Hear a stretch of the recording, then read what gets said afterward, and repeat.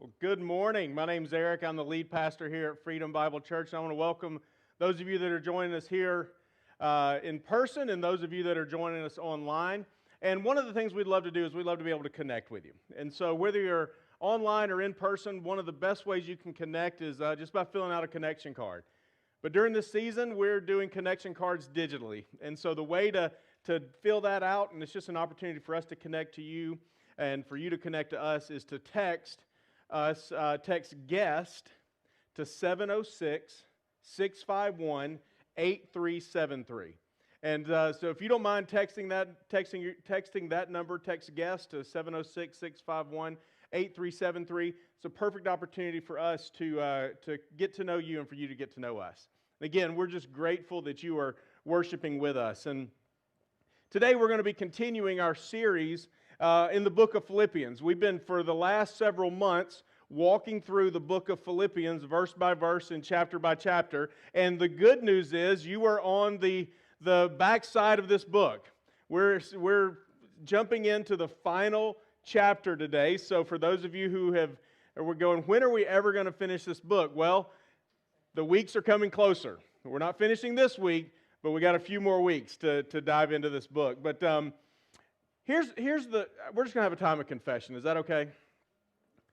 I have to confess something as your pastor, that I have, over the years, had a very interesting relationship with the church. Had a very interesting, unique relationship with the church. And maybe some of you can identify. When I was growing up, we didn't go to church at all. We were, at best, Creasters, which meant we would go Christmas and Easter, but usually just one or the other. It's like going twice, that's a bit much. And I remember one time my grandmother convinced us to come to church that wasn't Christmas and wasn't Easter, and so we went and they made me go to Sunday school, to kids' Sunday school, and it was terrible. I hated it. It was the most boring thing I've ever experienced in my life, and I told my parents, I never want to go back. And they said, well, if you don't go back, we know you, and if you sit with us in adult church, you will get a spanking. I said, I'll take it. It would be better than going back to church, the kids' church. Well, when I was in 8th grade, my parents gave their lives to Christ, rededicated their lives to Christ, started following Jesus, and as a result, we went from never going to church to having to go to church. So from 8th grade to 10th grade, church was an obligation. Anybody, your parents drug you to church all the time, whether you wanted to go or not? That was me in 8th through 10th grade. But at 16, I had a real encounter with Jesus Christ. I met Jesus for the very first time and developed a relationship with Him. And then I didn't just have to go to church, I actually wanted to go to church. And so starting at 10th grade, 10th grade, about 16 years old, I wanted to go to church. The problem was the church we went to was slightly legalistic. And so I thought, even though I knew Jesus, even though I'd become a Christian, my faith was really immature looking back. Because I thought following Jesus was about following rules. And so I thought if you followed the rules, if you went to church, if you were a good little boy or a good little girl, if you didn't drink, smoke, or chew, or go with girls that do, then you'd be okay. Then I get to college. And in college, I discovered that following Jesus wasn't about following rules. It was about a relationship. It was about a relationship with the living God.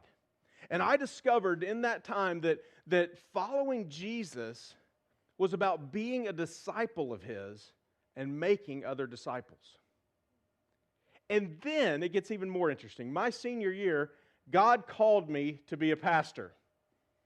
And that's when things really got weird with the church. I mean, can we be honest here? I mean, we are Sunday morning. We have to be honest. Like, we can be weird, can't we? Like, the church can be a little wonky at times. Like, I read recently of a church that split because they couldn't decide which picture of Jesus to hang in the lobby. Like last time I checked, Peter wasn't filling up the ground with pictures of Jesus back in the day. Like nobody painted a portrait of Jesus. We don't know what Jesus looked like, and yet this church is arguing about what Jesus looks like. And here's what I can guarantee you. I can guarantee you he looks nothing like the pictures that we put in our churches today. Jesus did not have blue eyes and blonde hair. Jesus was a person of color. And so this church is fighting over which picture of Jesus to put in the lobby, which is crazy, wonky. The first church I ever served in, I was in college and they'd asked me to come be their interim youth pastor. And so I said, sure, I'll come be your interim youth pastor. I didn't realize that churches had these things called business meetings. And so I'm like, they said, hey, Sunday night we have a business meeting after church and we would love for you to attend. Like, okay, so I go to the business meeting. And I didn't realize what business meeting means is that we're going to argue about everything. That's really all it means. And so I'm at this business meeting and they are arguing about where they bought the vacuum bags. I kid you not. Like one guy standing up, if you would have bought the vacuum bags at Walmart instead of Target, we could have saved 30 cents on the vacuum bags. I'm going, okay. I just went back to my car, dug through the seat, found a quarter and a nickel, handed it to him, said, shut up, drop it. But church can be weird. And you know, since being a pastor, I've had even more hurtful times in church. Maybe some of you can identify, but I've had painful times in the church. And the reality is the church is not a building. It's not a thing we go to. It's who we are. We are the church. But because we attach it so much to this building, I've had unique experiences as a pastor. In fact, I served at one church that tried to get rid of the entire staff. Every single pastor on staff, they tried to get rid of all of us. Why? Because we were reaching those people for Christ. You know who those people are? All of us. People with problems. Because this church was really great at masking their problems. They all had them, but they didn't want to admit them. So the time when we start reaching people that had problems and we're willing to admit it and be real, they're like, whoa, whoa, whoa, whoa, this vulnerability thing, I don't want any part of it. More recently, I was at a church that in 1 week's time gave me a raise because I was doing a great job. And then the next week said they didn't want me on staff because I told the elders that I didn't think the decision they were making was the best decision. So in other words, just do your job, but don't give your opinion. And now some of you that are sitting here today have had similar experiences in the church. You've been hurt by the church. Maybe some of you watching online, the reason you're not at the church is because you've been hurt by the church. And the reality is the church will hurt us because the church is made up of imperfect people. And we have arguments and we have issues and we have problems. But the better we get at admitting that and walking in grace because of that, the better we can get over it. And some of us think, well, that's just us, right? That's just church in America. That's just church in this day and time. But the reality is, as we're going to discover in the book of Philippians, the church had problems back then. The church had issues back then. The church had arguments back then. In fact, what we're going to discover today in Philippians chapter 4 is that the church, Paul is addressing some internal problems that they were having. He's addressing some issues that they were having and that were threatening the church. And so in Philippians 4, Paul begins to address those issues. And apparently what is happening is that two women are arguing. Shocking, right? Two women are having a disagreement. Two women are arguing about something within the church, but it is affecting the entire church. It is affecting everyone within the church, and it is causing strife and disunity within the church. So Paul writes to them, is right in the middle of this letter, and he says, listen, work it out. Make amends, and then he asks the entire church to help them out. Listen to what he says in Philippians chapter 4, beginning in verse 2. He says, I entreat Judea, and I entreat Syntyche to agree in the Lord. Now, aren't you glad your parents didn't name you those two names? I entreat them to agree in the Lord. Yes, I ask you also, true companion, help these women who have labored side by side with me in the gospel, together with Clement and the rest of my fellow workers whose names are in the book of life. Now let's stop right there. What Paul's saying is like these women were actively involved in the church. They weren't like fringe people on the outside of the church. These were leaders within the church, and they're arguing, and Paul says, listen, tell them to work it out. Tell them to make amends. Tell them to get their act together, and as a result, all the rest of the church, you help them out. Don't sit back on the sidelines and just say, you know what, that's their problem. He says, no, you all help them work out their problems, work out their issues. Why did Paul care so much that these two people get along? Why was it such a big deal that two people within the church get along? Here's why. Because Paul knew that if you have relational strife, it is very difficult to have joy. That conflict steals joy. Conflict steals unity. And he also knew that when there is conflict, there is no abiding joy. And so Paul says, work it out. Help them work it out. Get together with them. Work this thing out. Because, listen, a divided church, divided people miss out on the power of the gospel and on the beauty of Christ. If you're here this morning or you're watching online and you have strife, you have disunity between someone, whether it's someone sitting in this room now or someone that you can think of sitting in your living room, if you have disunity, you're going to miss out on the power of the gospel in your life, and you're going to miss out on the beauty of Christ. And Paul knew that. So Paul says, listen, if you have a problem, work it out. Paul understands this, that when the church lives in unity of the gospel, and when the church strives to love one another, there can be true and abounding joy. Paul grasped this. He knew this. But then what Paul does next is brilliant and odd at the same time. It is such a unique thing that we're going to see that he does and what he says to the church in the midst of this argument, in the midst of this disunity. What he does is he takes a social issue, two women arguing, and turns it into a spiritual issue. Because the reality of the matter is we cannot separate things in our lives from social or secular to spiritual. It is all one and the same. It all impacts every aspect of our lives.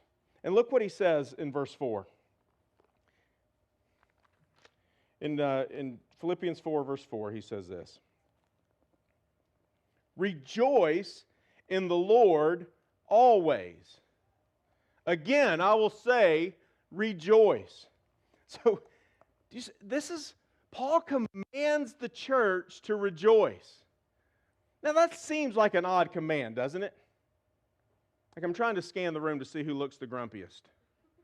But if I were to walk up to you and you're having a grumpy day, if you're in a bad mood, if you woke up on the wrong side of the bed and I just come to you and say, hey, you, rejoice. You're like, really? You don't know what's going on in my life. You don't know what's happening to me. You can't command a grumpy old dude to rejoice. It doesn't work that way, does it?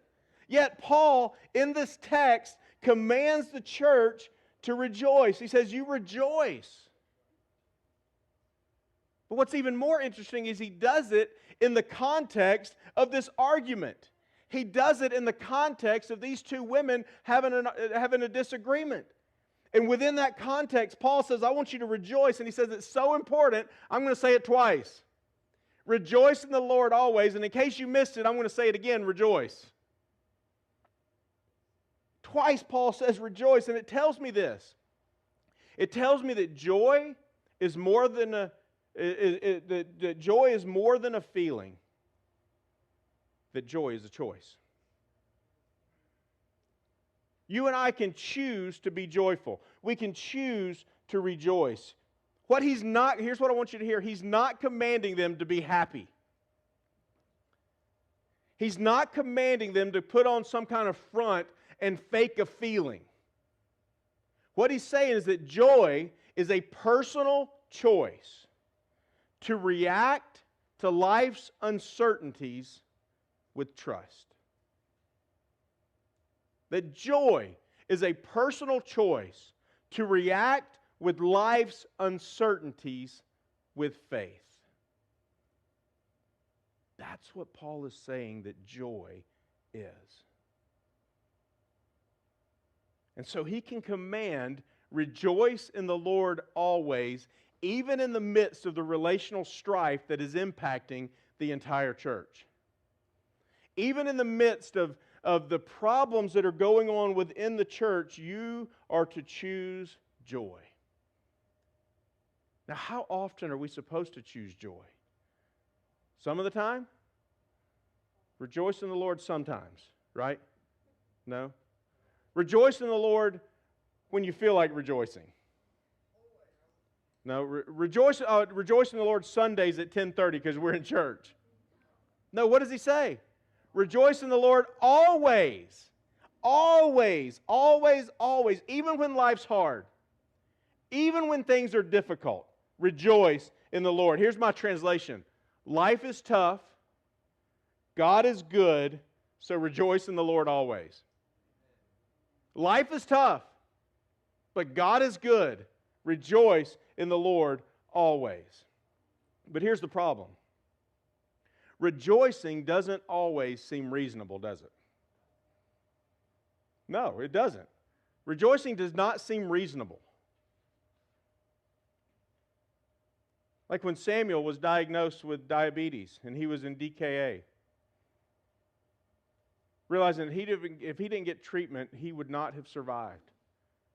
Folks, I'm telling you, that is not an easy time to rejoice. It doesn't seem reasonable to rejoice in those moments.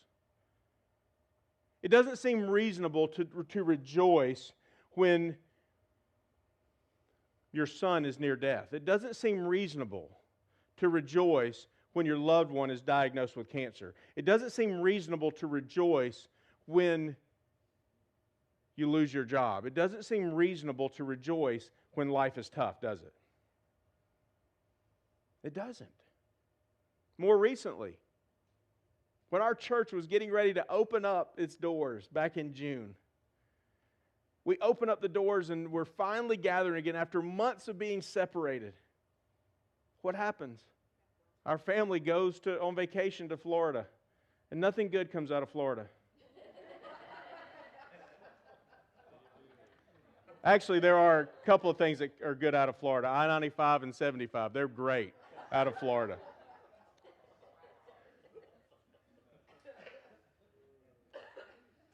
But we go on vacation, and we brought home a T-shirt. I went to Florida on vacation, and all I brought home was the Rona. We get diagnosed with COVID-19. In the souvenir, yes. Like, I'd like to take it back to the souvenir shop. But here's the deal. This was supposed to be a joyful time. We were gathering together as the church once again. And then almost instantly we have to go into 14-day quarantine. 2 Sundays back online after opening up. That is hard to find joy in the midst of those circumstances, isn't it? When things don't turn out the way we want them to turn out, they don't turn out the way we think they should turn out. When cancer, divorce, death of loved ones, it is incredibly unreasonable, it seems, to rejoice in those moments. Rejoicing is the last thing that we want to do when our lives are spinning out of control. Rejoicing is the last thing we want to do when it seems like our lives have changed in a moment's notice. Because you realize that can happen, right?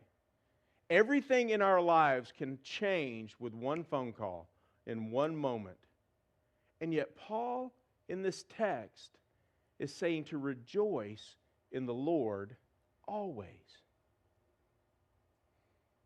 But what surprises me even more, in this passage, what Paul does, we've already seen he's connected conflict with joy. Like when you have, even if you have conflict, even if you have hard times, to rejoice.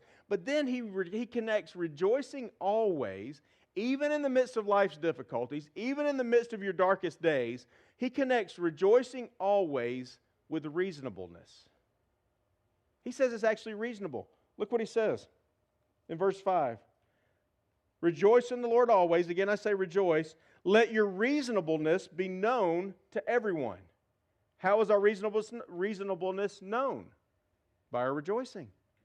Paul is in essence saying that it is incredibly reasonable to rejoice when things are tough.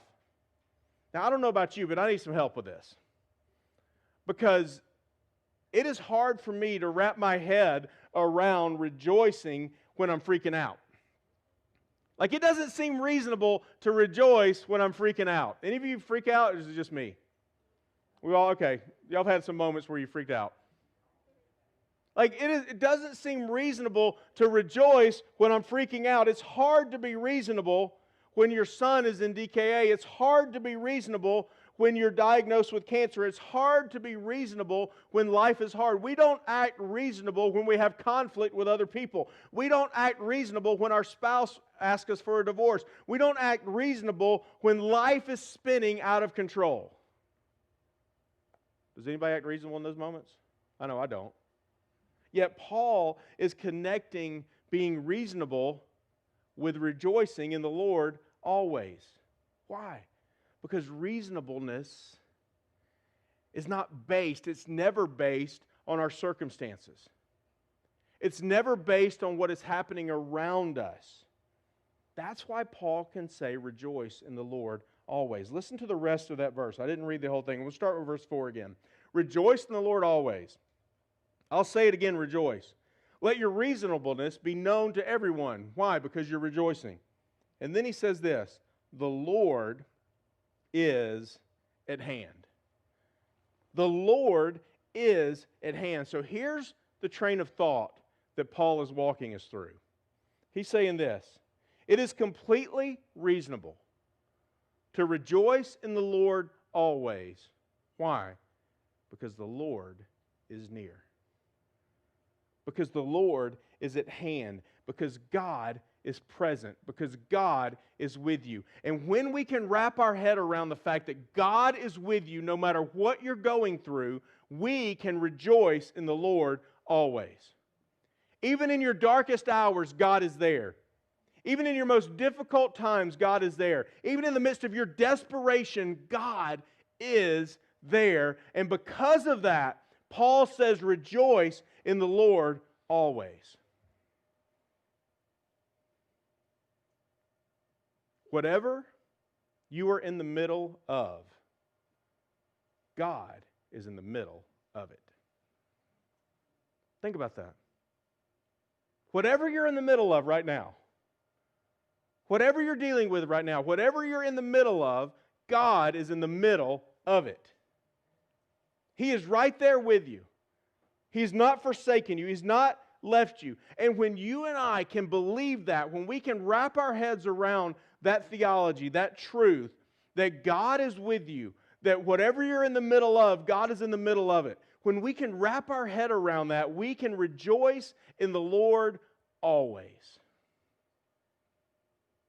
We can rejoice no matter what our circumstances hold. We can rejoice and we can worship regardless of the situations that we find ourselves in. Now I want to go to an Old Testament example. It's the prophet Jeremiah. And I just want to use his life as an example of what it looks like to rejoice in the Lord always, even in the midst of terrible circumstances. Now, if you're familiar with the prophet Jeremiah's life, he would preach to the nation of Israel. He would tell them to repent, to turn from their sin, to turn back to God. And the leaders of Israel got tired of him saying that, so what'd they do? They threw him in jail. Much like the Apostle Paul, Jeremiah the prophet was thrown in jail. He was imprisoned because he was speaking God's truth. He was imprisoned because he was obeying God. All Jeremiah did was do what God told him to do. And guess what happened? It landed him in prison. His obedience landed him in jail. And Jeremiah is in jail, and then things get worse. The Chaldeans, these evil Chaldeans, invade Jerusalem, invade Israel. They overtake the city, and now Jeremiah has gone from a prisoner in his own country, and he's taken captive, and now he's a POW. Just goes to prove oftentimes that when we're obeying Jesus, it doesn't mean that life is always going to work out the way we want it to. It doesn't always mean that we're going to be healthy, wealthy, and have everybody love us. That even following Jesus, life can be tough. And listen to what he says. In Jeremiah chapter 32, verse 17, Jeremiah says this. This is after, in the midst of all this, he prays to the Lord and he says, "Ah, Lord God, it is you who have made the heavens and the earth by your great power and your outstretched arm." And then listen to the next sentence. "Nothing is too hard for you." Nothing is too hard for you. Jeremiah's circumstances were horrific. Jeremiah's situation was dire. Jeremiah was in the middle of something really, really bad. And what is his response? Worship. Rejoicing. He says, "Oh God, you made the heavens and you made the earth by your outstretched arm. You're the one that created them." And then he goes, "God, nothing is too difficult for you. Nothing is too hard for you." He responds with worship. He responds with praise. He responds with rejoicing. Where did his confidence come from? Where did Jeremiah's confidence come from? It's certainly not his circumstances. Certainly not the predicament he found himself in. No, his confidence came from his trust in the Lord. His confidence came because he believed that nothing was too difficult for God. His confidence came because he put his faith and his trust in God. He knows that God is sovereign. He knows that God is loving. He knows that nothing is too difficult, too hard for God. And listen to what he goes on to say in verse 18. He continues worshiping. He's talking to God and he says, You show steadfast love to thousands, but you repay the guilt of fathers to their children after them. And then he goes on, "Oh, great and mighty God, whose name is the Lord of hosts, great in counsel, mighty in deeds, whose eyes are open to all the ways of the children of men, rewarding each one according to his ways, according to the fruit of his deeds. You have shown signs and wonders in the land of Egypt." What he's referring to, he's just going back to the history of Israel and saying, "Look, you set us free from captivity once, you can do it again. We were enslaved for 400 years in Egypt, and you set us free, and you can do it again." He says, "You've shown signs and wonders in the land of Egypt. And to this day in Israel and among all mankind, you have made a name for yourself, as at this day. You brought your people of Israel out of the land of Egypt with signs and wonders, with a strong hand and outstretched arm, and with great terror. And you gave them this land which you swore to our fathers to give them, a land flowing with milk and honey." In terrible circumstances, the prophet Jeremiah is worshiping and exalting God. He's saying, "God, you are all powerful. You have all authority. You have all dominion. You have redeemed us once. I believe you can do it again. You have set us free once. I believe that you can do it again. You have all power." Listen, even though the Israelites had imprisoned him, even though the Chaldeans had taken him captive, Jeremiah says, listen, God is still on the throne. God is still sovereign. God is still in charge. Everything that's happened is under His control. Why? What did he know? He knew exactly what Paul had already told us. Rejoice in the Lord always. Let your reasonableness be known to everyone. Why? Because God is with you. Because the Lord is at hand. And Jeremiah, even in the midst of this terrible circumstances, he realized that whatever he was in the middle of, God was in the middle of it.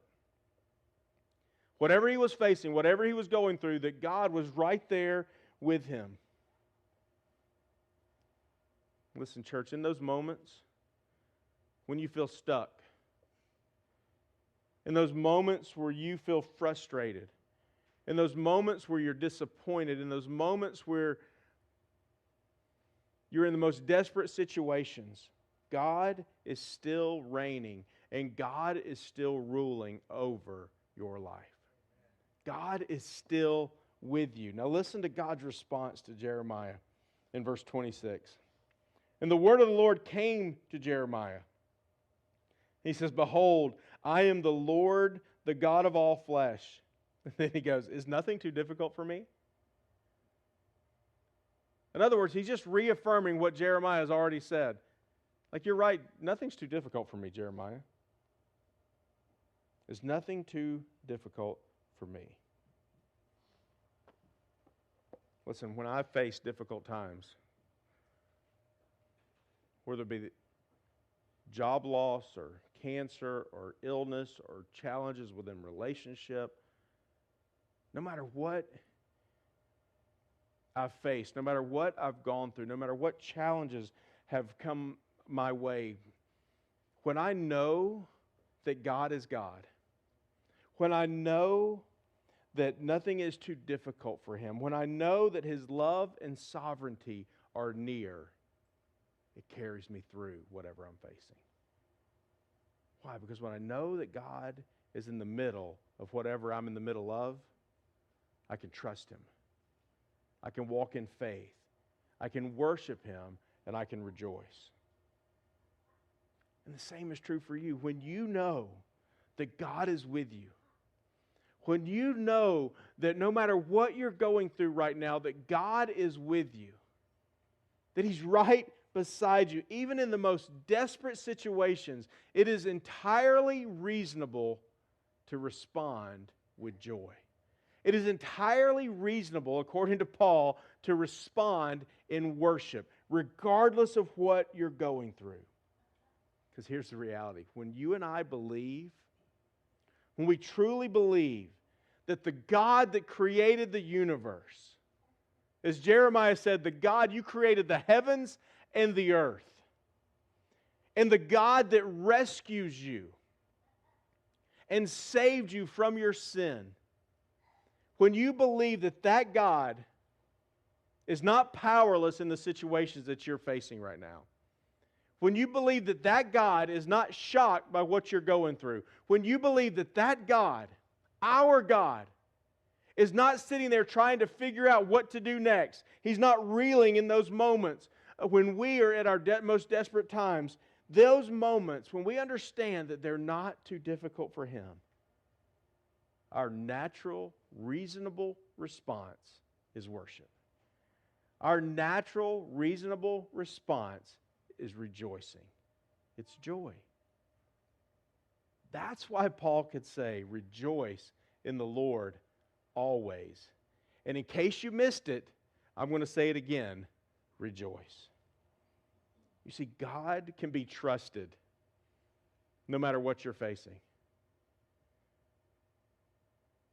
Whether it seems like something small, like two women arguing within the church, or it seems like something huge, that there's no way you can overcome it, God can be trusted.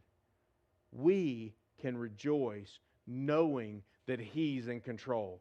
We can trust Him knowing that nothing is too difficult for Him. And that trust and faith are the most reasonable response that we can make. Now let me be clear. In those moments when our lives are spinning out of control, in those moments when things are difficult, in those moments where it seems like there's no way out, what Paul is saying is that in those moments we don't put on that fake Christian grin and we don't give some kind of cheesy Christian answer and say, you know what? I'm sure glad the Lord is here. I will rejoice and be glad in it. Listen, that's idiotic. It really is. God knows what you're feeling on the inside. But here's what he's saying, like even in the midst of that, you can rejoice. Not with some fake sense of happiness, but with a true, honest trust. See, God's not glorified when we act happy towards horrific things.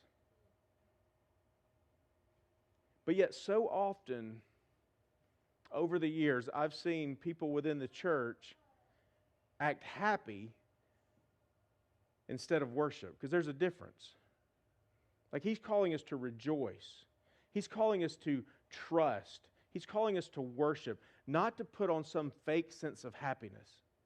God wants us to be real. God wants us to come to Him in our desperation. See, God's not glorified when we're happy at horrific things, but God is glorified when even in the midst of our most desperate situations, even in the midst of our darkest hour, we come to Him in worship and say, God, I trust you. I don't understand why. I don't understand how you're going to get me out of this. I don't understand what the outcome's going to be, but I am going to trust you. See, God is glorified in those moments. God is glorified in those moments that when all we have left is just to come before Him and say, God, help. Help me. And I will worship you. Help me, and I will rejoice in you. Remember, Paul says, rejoice in the Lord. Not rejoice in circumstances, not rejoice in situations, not rejoice in what you're going through, but rejoice completely and totally in the Lord. So here's what I've discovered. Trust. Trust is something that we can do even in our most desperate situations. Trust is something that we can do even in the most devastating of circumstances. Trust is something that we can do regardless of what we're going through. And so today, how we want to end our service is in a time of putting into practice what Paul has taught us. Paul says, no matter what you're in the middle of, rejoice in the Lord always. Why? Because God is in the middle of it with you. Because the Lord is near. And listen, I don't know what you're going through. I don't know what you are going through here in this room. I don't know what you're going through online. But here's what I know. I know that God is trustworthy. I know that nothing is too difficult for God. I know that whatever you're in the middle of, God is in the middle of it. And so how we're going to respond today is I'm going to invite the band to come on up. And they're going to lead us in a time of worship. Worship is the most reasonable response that you and I can have regardless of our circumstances, regardless of what we're going through. And here's what we're going to do. We're going to worship.